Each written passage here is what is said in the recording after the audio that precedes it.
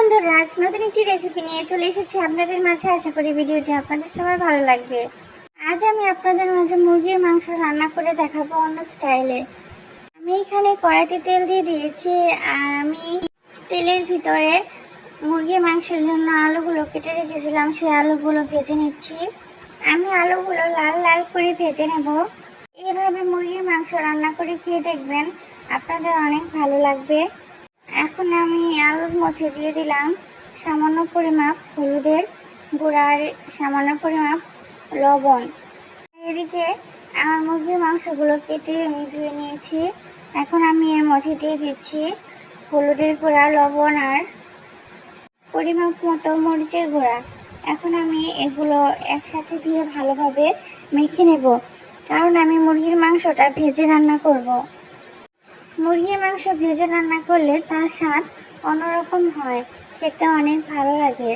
আপনারা এভাবে ট্রাই করে দেখতে পারেন। আমার আলুগুলো মাংসের জন্য লাল লাল করে ভেজে নেওয়া শেষ হয়ে গেছে। এখন আমি নামিয়ে নিলাম একটি প্লেটের মধ্যে। এখন আমি সেই তেলেই দিয়ে দেব মাংসগুলো। এখন আমি মাংসগুলো দিয়ে ভালোভাবে ভেজে নেব। আমি ঝাল ঝাল করে মাংসের তরকারিটা রান্না করব।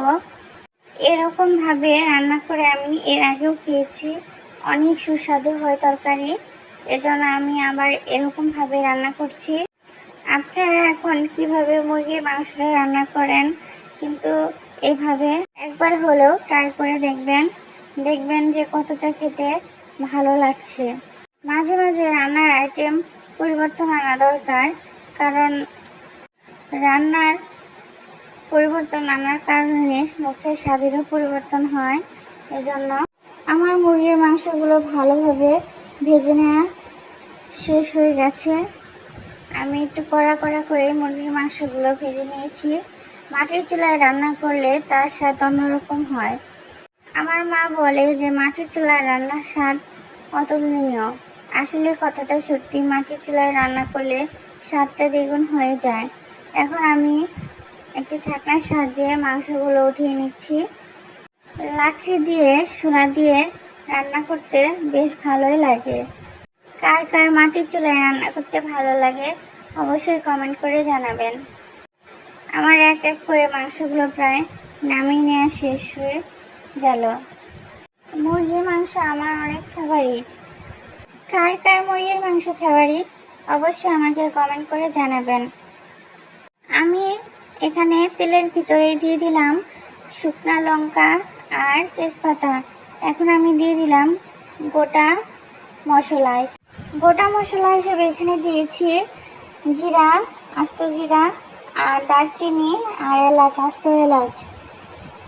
এখন যখন মশলাটা একটু ভালোভাবে ভাজা হয়ে গেছে, তখন আমি এর মধ্যে দিয়ে দিলাম পেঁয়াজ কুচি আর কাঁচা লঙ্কা কুচি। আমি এখানে পেঁয়াজটা একটু বড় বড় করে কেটে নিয়েছি। আর এখন আমি একটি গামলার ভেতরে মশলাগুলো দিয়ে দিচ্ছি, যেগুলো আমি তরকারিতে দেব। এখানে নিয়ে নিলাম আমি পরিমাপ মতো হলুদের গুঁড়া, মরিচের গুঁড়া, পরিমাপ মতো লবণ। এখন আমি কড়াইতে পেঁয়াজটা ভাজার পরে সামান্য পরিমাণ পানি দিয়ে দিয়েছি।